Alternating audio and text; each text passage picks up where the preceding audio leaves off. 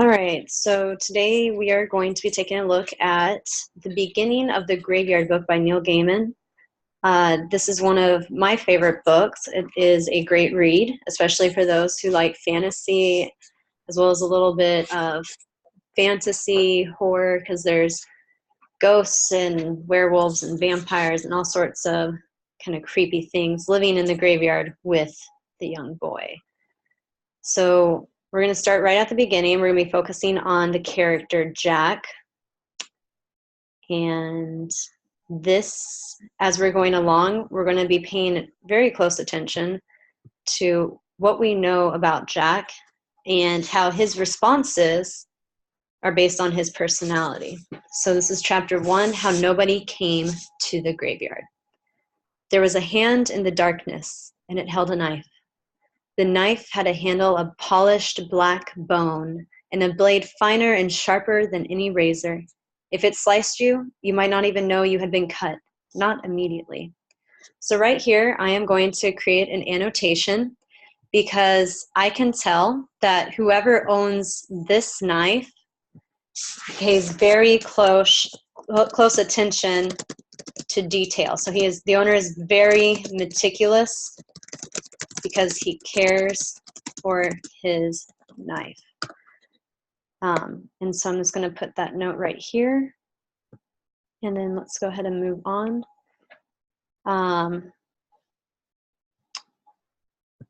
So the knife had done almost everything it was brought to that house to do.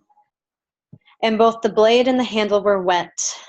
The street door was still open, just a little, where the knife and the man who held it had slipped in, and wisps of nighttime mist slithered and twined into the house through the open door.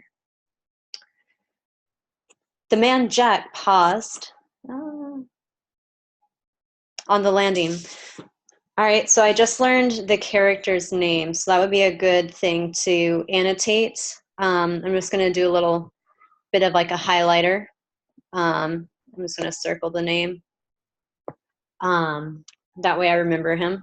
With his left hand, he pulled a large white handkerchief from the pocket of his black coat, and with it he wiped off the knife in his gloved right hand, which had been holding it. Then he put the handkerchief away. The hunt was almost over. He had left the woman in her bed, the man on the bedroom floor, the older child in her brightly colored bedroom, surrounded by toys and half-finished models. That only left the little one, a baby, barely a toddler, to take care of. One more and his task would be done. All right, so I'm noticing that right here it's telling me that Jack has a task. And now because of his care with the knife and because apparently he's killing people, I'm going to be thinking that he's very paying close attention to detail. It sounds like the other characters were quickly and efficiently killed. So the character Jack handles business quickly and efficiently. I'm just making this note right here. This moves the plot forward quickly.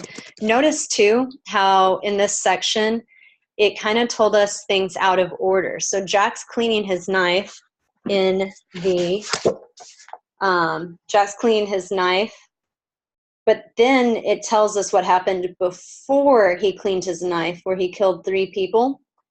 And now we're going to go forward. We're going to skip forward. So authors sometimes don't do things in the exact same time. He flexed his fingers. The man Jack was, above all things, a professional, or so he told himself. He would not allow himself to smile until the job was completed. All right, so he's very serious right here.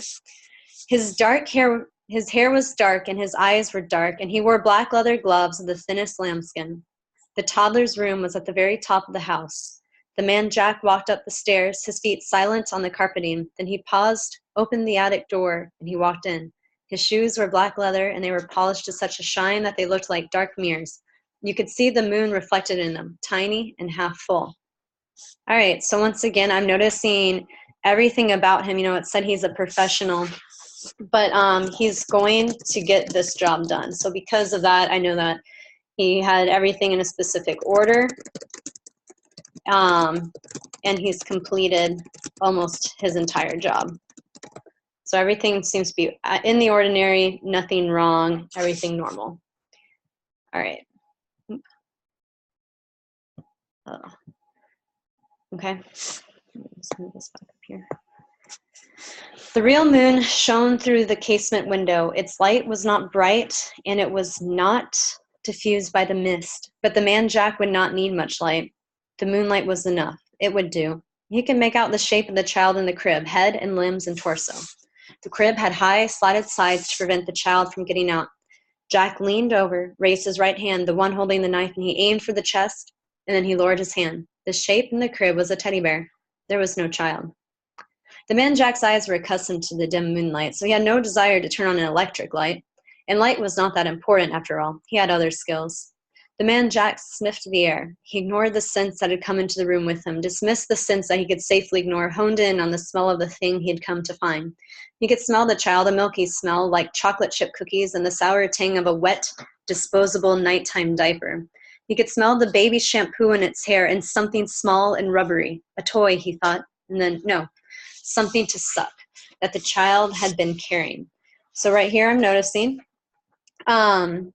he is going to get this job done. So he has special skills and abilities. I don't think normal people can sniff the air and track a person. It's almost like a dog, like a bloodhound. So I'm going to include that little connection right there.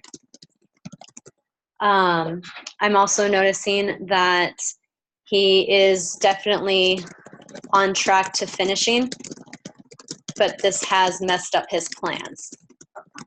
So he's not very happy. He is frustrated by this. Okay. The child had been here. It was no longer here. The man Jack followed his nose down the stairs to the middle of the tall, thin house. He inspected the bathroom, the kitchen, the airing cupboard, and finally the downstairs hall, in which there was nothing to be seen but the family's bicycles, a pile of empty shopping bags, a fallen diaper, and the stray tendrils of fog that had insinuated themselves into the hall from the open door to the street.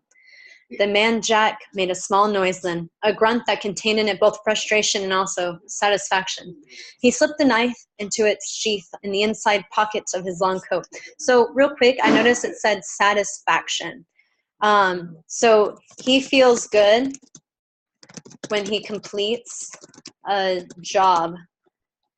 So he's excited to complete this job. And so once again, he has this motivation to track down the child and actually do it and not just give up and say, oh, well, it's just a toddler. Okay. Then he slipped the knife into its sheath in the inside pocket of his long coat, and he stepped out into the street. There was moonlight and there were street lights, but the fog stifled everything, muted light and muffled sound, and made the night shadowy and treacherous. He looked down the hill toward the lights of the closed shops, then up the street where the last high houses wound up the hill on their way to the darkness of the old graveyard. The man Jack sniffed the air. Then, without hurrying, he began to walk up the hill. All right, so that's paying attention to the character's traits and seeing how that impacts his decisions to, first of all, complete the job and to complete the job well. And so obviously things have gone a little wrong for Jack, but he is on a mission. So thank you for tuning in, and I hope that you'll be able to go to your own reading and pay attention to character traits and how that influences the decisions that characters will make. So, goodbye.